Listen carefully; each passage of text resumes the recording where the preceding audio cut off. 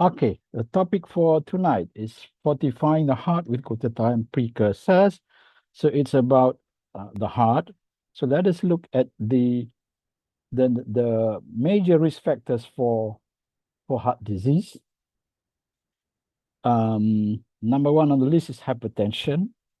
Second is tobacco smoking. Third is dyslipidemia, that is unhealthy lipid profile, especially high LDL cholesterol and triglycerides, and low HDL cholesterol. Then you have diabetes. Then you have central or abdominal obesity, and then unhealthy lifestyle, which include physical inactivity or lack of exercise, stress, lack of sleep, then poor diet. And then you have, so all the 1 to 7 are all modifiable.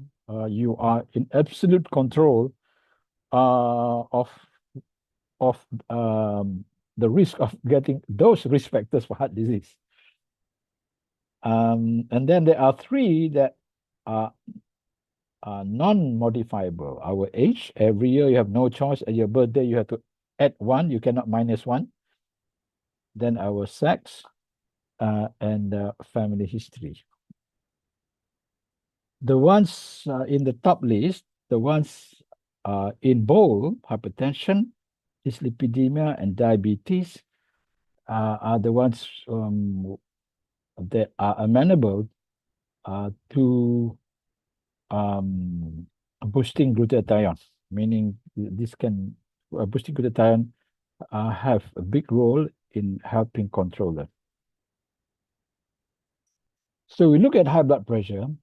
So elevated BP increases the force against the arterial walls, right? That's what high blood pressure is all about, leading to damage over time. So if at all the time, over many years, your arterial walls have to face the higher pressure than normal, then it will start thickening up as a response and become stiffer. So this damage promotes atherosclerosis, that is the buildup of plaques, and increases the risk of heart attack, stroke, and kidney disease. Often, blood pressure is considered as the single most important modifiable risk factor for heart disease. Second is tobacco smoking, which damages blood vessels, raises blood pressure, reduces oxygen in the blood, and contributes to the formation of plaque in arteries. It significantly increases the risk of coronary heart disease, peripheral vascular disease, stroke, and of course, cancers. The cancers is plural. Tobacco smoking does not only increase lung cancer, but many other cancers. Then you have the dyslipidemia or unhealthy lipid profile.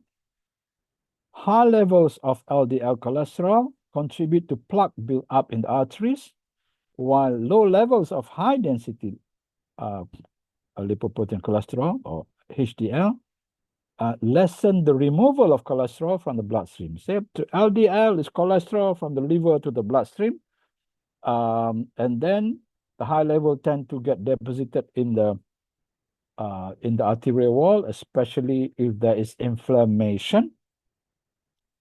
Whereas the HDL brings back cholesterol from the blood back to the liver, and therefore help also help prevent plaque formation. High triglycerides, the other fat, often missed or neglected in the discussion. High triglycerides also promotes atherosclerosis. Diabetes, especially when poorly controlled, damages blood vessels and nerves and also increases oxidative stress. This significantly raises heart disease and stroke risk by 2 to 4 times and cause damage to many other organs. Obesity, especially central or abdominal obesity, particularly when concentrated in the abdomen, is associated with increased blood pressure, unfavorable cholesterol levels, and insulin resistance, which is a risk for diabetes. Unhealthy lifestyle, the physical inactivity, stress, and lack of sleep increase the risk of obesity, high blood pressure, heart disease, and stroke. And poor diet, which are high, especially high in saturated fats, trans fats, sodium, and sugars, contribute to obesity, high blood pressure, and dyslipidemia. And of course, the three non-modifiable risk factors. With age, our risk for heart disease increases, and men generally have a higher risk of heart disease at a younger age. Women's risk starts only after postmenopause, after menopause, but then it increases rapidly. A family history of heart disease can significantly increase the risk. So these factors, they interact. For example, you have obesity, that obesity leads to high blood pressure, high cholesterol, and diabetes. So these risk factors are not independent. And for prevention, most of these factors are modifiable through lifestyle changes and diet, which is why heart disease is considered preventable. It's the number one killer disease, but it is actually preventable. So what's the role of glutathione versus the number one risk factor, hypertension? Glutathione may help regulate blood pressure, and glutathione levels are found to be lower in those with hypertension. So how does glutathione help with hypertension?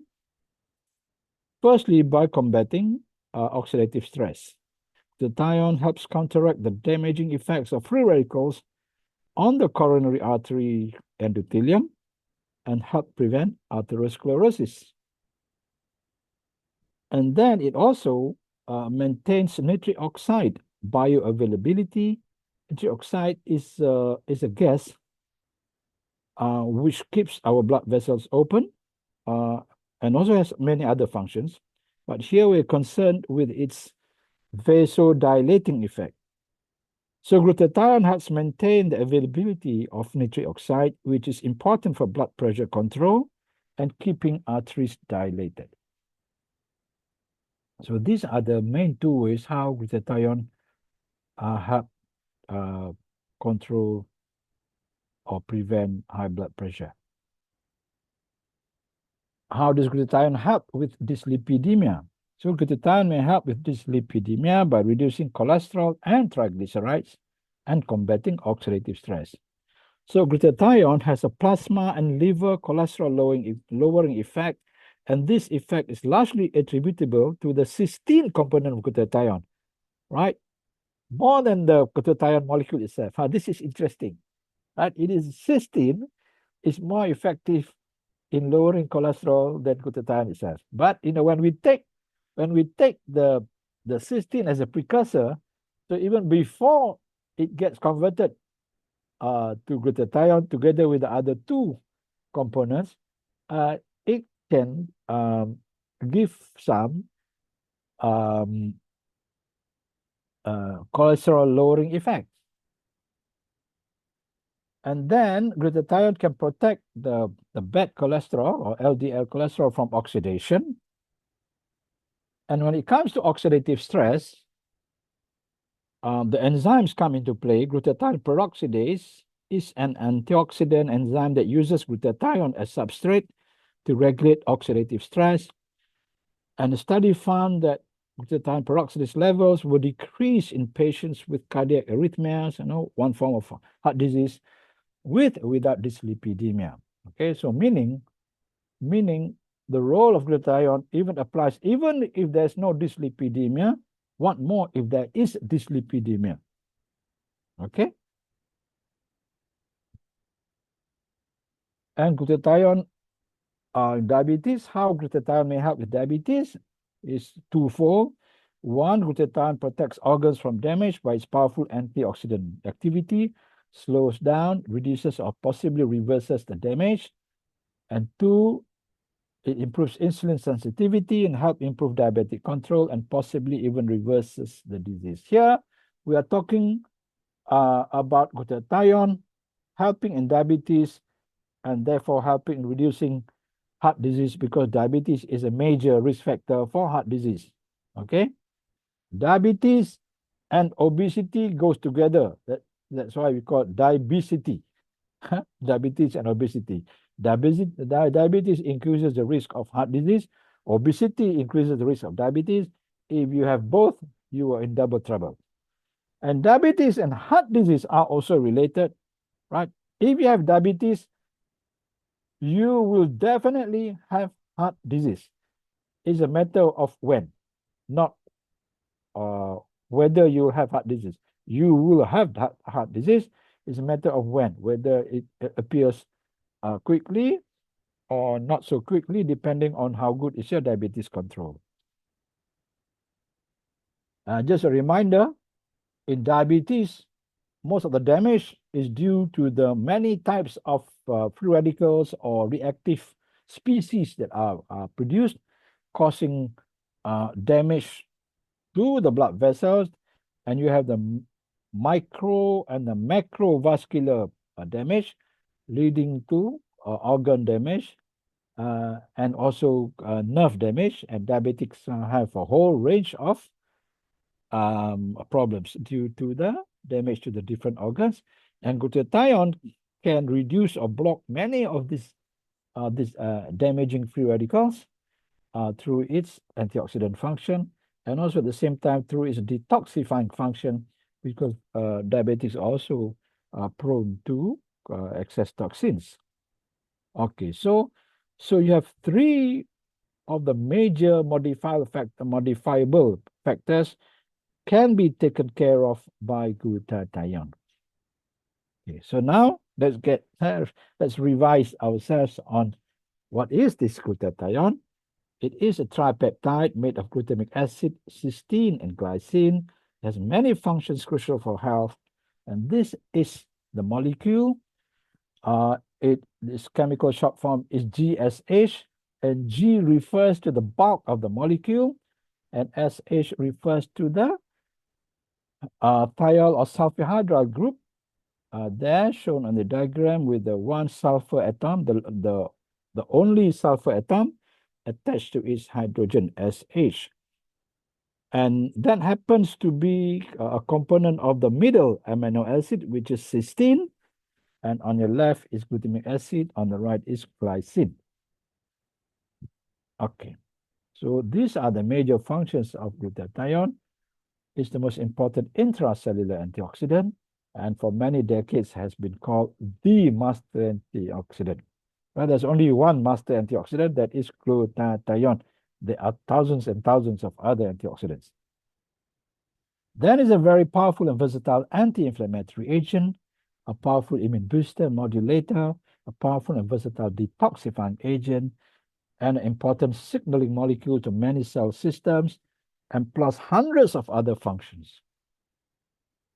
So when it comes to heart disease, 21 years ago, a study had already shown that low levels of total glutathione is associated with higher risk of cardiovascular disease, especially those who already have cerebral vascular disease. Cerebral vascular disease refers to a disease of the blood vessels related to the brain. Okay, so probably the carotid arteries and cerebral arteries. Then 4 years ago, this later studies showed that a lot of the cardiovascular problems actually related to oxidative stress, right? The production of reactive oxygen species and reactive nitrogen species. Whenever there is problem in the heart, especially in the blood vessels of the heart. And it was found that glutathione, or reduced glutathione, GSH, actively participates in counteracting or in fighting the oxidizing effects of these reactive species. So meaning, if you have sufficient glutathione, your heart, and specifically the coronary arteries, will be protected from damage and from the beginning of atherosclerosis and blockage. So the main pathology when it comes to heart disease, we're talking about coronary atherosclerosis. And there you see from a normal coronary artery, then you have atherosclerosis, which is the narrowing of the coronary arteries due to two things: thickening of the walls plus addition of plaques. And when you have the sudden formation of blood clot, usually as a result of rupture of the plaque and causing disturbances, which cause then the blood to clot, then you have a sudden severe or total blockage and you have a heart attack. If you have just atherosclerosis, which is gradually developing, you may have a lot of atherosclerosis without symptoms, because if the progress is slow, then the heart has plenty of time to form alternate channels, the collateral channels. Okay, so you still have a sufficient blood supply from the collateral channels, but it is usually the sudden blockage because of the blood clot that causes the heart attack. And the story begins with the damage at the lining, the inner lining of the coronary arteries, and that is called the endothelium. And it starts with that dysfunction there. So we talk about endothelial dysfunction. So we know cardiovascular diseases are the world's leading cause of mortality and morbidity, and dysfunction of the coronary artery endothelium is the major cause of heart disease. And what we mean by endothelial dysfunction, so according to medical science, it is defined as a diminished production and availability of nitric oxide with or without an imbalance between endothelium-derived contracting and relaxing factors, okay? So, well, the whole issue is about the blood being able to flow through the coronary artery to nourish your heart muscles. Okay, so as I mentioned earlier on, the coronary artery wall itself can become thickened, and then its contracting ability is affected. But more important than that is the availability of nitric oxide, because nitric oxide can help push open even a stiffened artery. Okay, we know this from how people with severe coronary artery disease, when they take nitric oxide boosting drugs, for example, you know, the nitrate drugs, yeah, example GTN, at the moment they have angina, they put under the tongue, and instantly there is relief, because even their narrowed, stiff blood vessels can still be opened up if you push high levels of nitric oxide. So that's why the most important factor in the functioning of the endothelium is its ability to produce nitric oxide. Okay, and if you remember, reverse here, here, okay, glutathione's function, right? How glutathione helps in maintaining healthy blood pressure is by maintaining the availability of nitric oxide. So here we're talking about blood pressure, but when we're talking about maintaining the blood flow in a blocked or narrowed coronary artery, this same ability of glutathione becomes very crucial. Okay, the glutathione's availability, glutathione's ability to maintain the availability of nitric oxide is crucial in those with heart disease. Of course, you don't have to wait to have heart disease to take advantage of this. At all times, to maintain healthy blood flow, make sure you have plenty of glutathione in your system that keeps nitric oxide supply good, and Therefore, blood flow through the coronary artery is good. Of course, you also have bonus because it's not only blood flow in the coronary arteries, but also the blood flow to the whole body. And for men, it includes blood flow to your little Johnny, and you have a good erection and good sex life. But that's a different, different topic. Okay, just to impress upon you that the starting point is endothelial dysfunction, and it is a problem with nitric oxide, and glutathione has a direct role in the production and the availability of nitric oxide. Okay, so endothelial dysfunction is involved in cardiovascular disease pathogenesis, and is a consequence of oxidative stress and inflammation. And we just mentioned that glutathione is the main is a very powerful antioxidant that fights oxidative stress, and is a very powerful anti-inflammatory agent that fights inflammation. And these are at least two of the ways that it helps make sure that nitric oxide supply is good. So endothelial dysfunction is associated with the vascular damage present in major degenerative conditions such as atherosclerosis, hypertension, diabetes, and aging. So it's not just about heart disease. Also, many factors of aging depends on healthy endothelial function. Oxidative stress is the major cause of the impaired vascular function. The disturbed redox state of endothelial cells impairs nitric oxide production, and therefore their inability to maintain adequate vasodilation. That's just a big word saying that. All right, because of oxidative stress, then the endothelial cells are damaged, and then the nitric oxide production is affected, and therefore the coronary arteries cannot be dilated. Okay, so the role of glutathione is that it is the most important restorer of redox homeostasis. That means it's the most important fighter against oxidative stress. And glutathione is essential for the healthy function of the endothelium, which is the inner lining of all blood vessels, including the coronary arteries. So again, let me stress that for healthy nitric oxide levels, we need plenty of glutathione.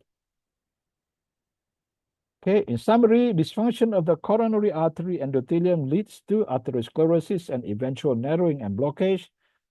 Coronary artery disease causing heart attack is the top killer in many countries. Glutathione protects endothelium from oxidative damage, from toxins, and from inflammation. Glutathione promotes the production of nitric oxide by the endothelial cells, and nitric oxide enables arteries to dilate, thus improving blood flow. And for healthy coronary arteries and healthy heart, we need to ensure that we always have adequate supply of glutathione. Okay. Now the bad news, when you are young, we have plenty of glutathione, but as part of our programmed aging, our glutathione levels decrease by 10 to 15% every decade.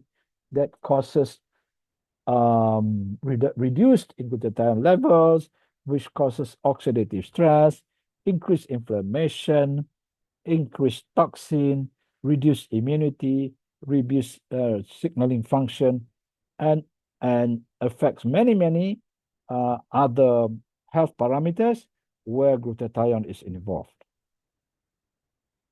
Okay, men, welcome to the Heart Attack Club if you are 35 years and above. And if you're already andropausal, all right? Andropause is not defined by age. Andropause is defined by your testosterone level. If you are 30 years old, your testosterone level is low, you are already andropause. Okay, take note of that. Because man, you don't have periods, so the only indicator is your testosterone level. And with aging, you also start having low glutathione. So you have a double whammy, low testosterone plus low glutathione, then you have low protection, right? Your heart has low protection against heart disease, specifically heart attack. Women, you only join the Heart Attack Club after menopause.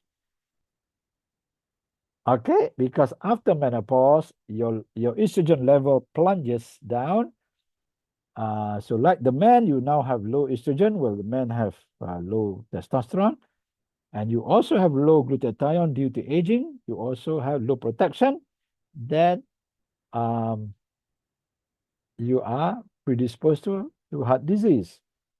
But the bad news is, whilst you are relatively protected before menopause, well, the men already are 30, 35 already starts having risk of heart disease.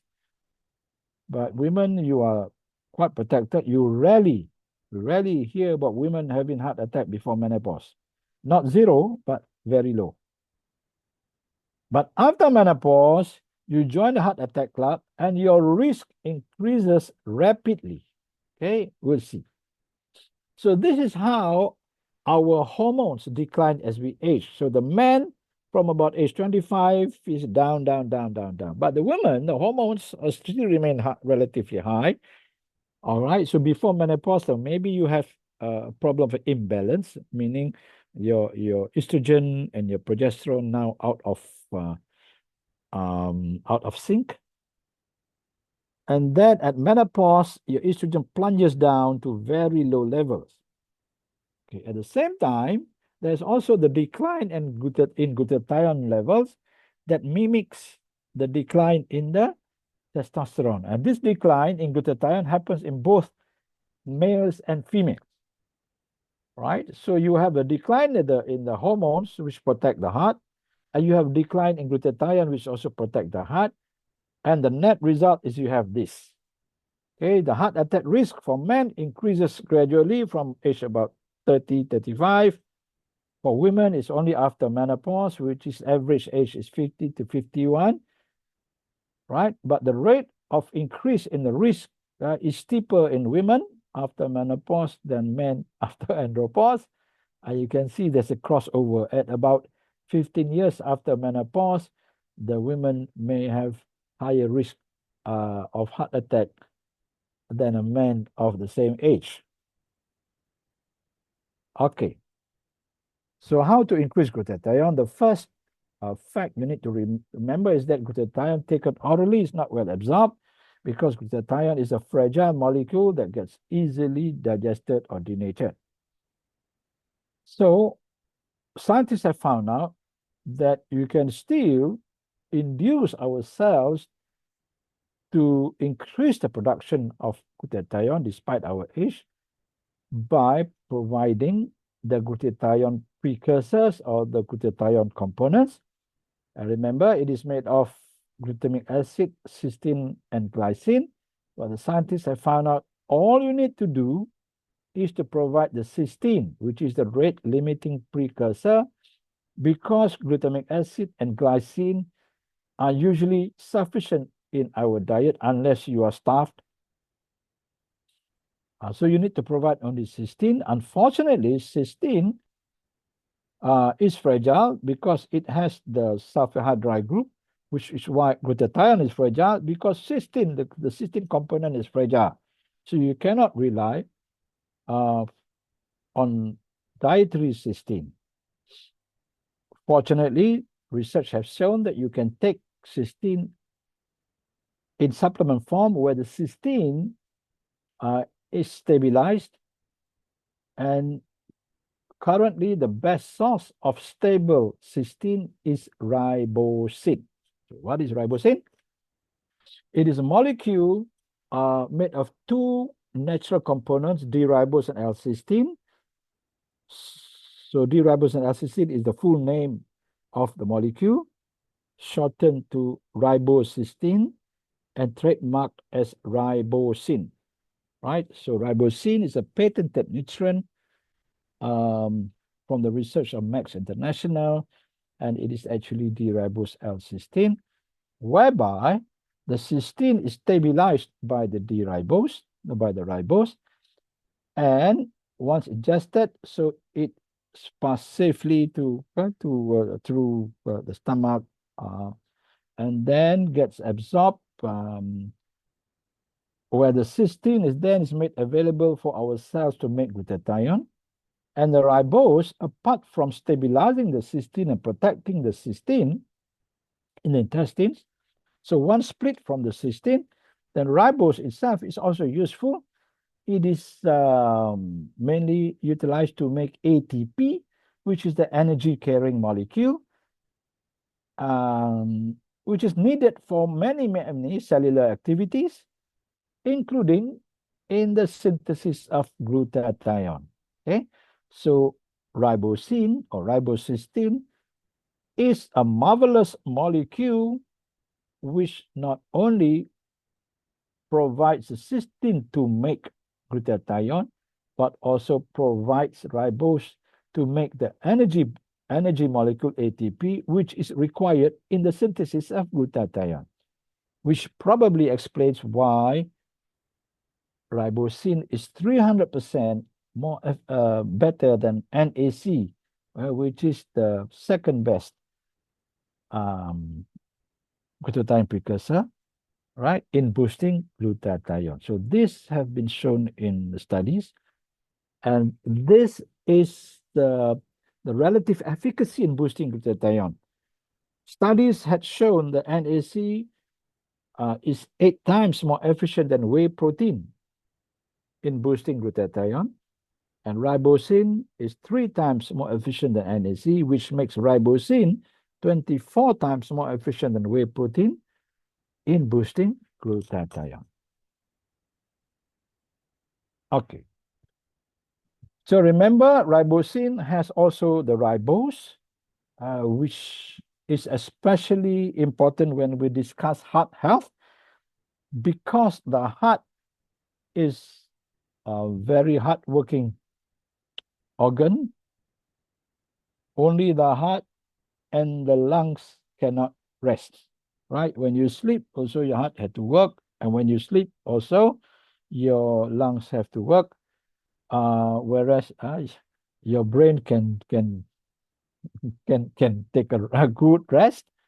And for some people, especially the parliamentarians, some of our MPs in parliament, the brains also take a rest while they appear to be awake.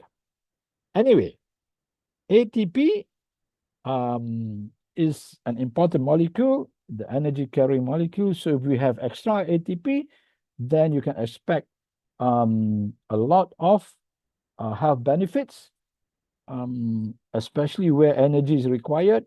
For example, improves blood flow in the heart and muscles, enhances energy recovery in the heart and muscles, and protects the heart from stress and overexertion.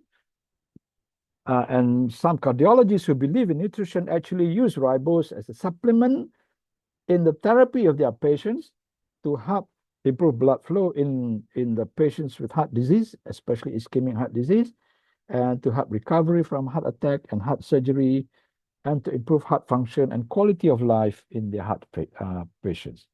But just like making sure that you have sufficient glutathione when you're healthy so that you don't end up with disease, likewise, it is good to make sure you have sufficient ribose before you have heart disease. So we have 2 products that are ribosine-based. There's Max 1, which is 100% ribosine. And then you have Celgevity, which has ribosine with 12 other great ingredients with many health benefits, which makes Celgevity an anti-aging powerhouse. Okay, so we all subscribe to the adage that prevention is better than cure. So boost your glutathione before heart disease appears. Okay, and the solution for you is either Max 1 or Celgevity. Thank you very much.